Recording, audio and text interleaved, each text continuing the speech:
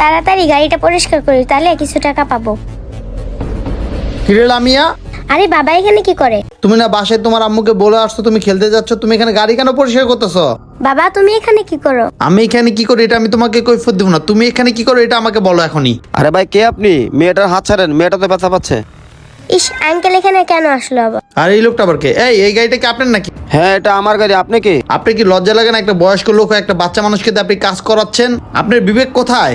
আরে ভাই মেয়েটা এখানে নিজের ইচ্ছা কাজ করতে আসছে, আর আপনি আমার সাথে যেভাবে কথাছেন মনে হয় মেয়েটা আপনাকে চিনে। মেয়েটা আপনার কি হয় বলেন? চিনে মানে? ও আমার আপন মেয়ে হয়। লজ্জা তো আপনার পাওয়া উচিত, আপনি একটা বাচ্চা মেয়েকে কাজ করতে পাঠাইছেন। কেমন বাবা আপনার লজ্জা নাই? আরে ভাই আপনি কোনো উল্টা পাল্টা কথা বলবেন না, আমি কেন আমার মেয়েকে দিয়ে কাজ করাবো? কিন্তু ও তো সকালবেলা আইসা আমার কাছে বলতেছে অনেক অনেক টাকার দরকার। কি বলে এই লোকটা সব? ওর মুখের দিকে তাকায় আমার অনেক কষ্ট লাগছে, তাই আমার কাজটা দিছি। ও আচ্ছা এই কাহিনী। কিরে লামিয়া, তোর এই বয়সে অনেক টাকা দরকার তাই না? তুই বাসায় চল, তোর কত টাকা লাগবে আমি দেবো।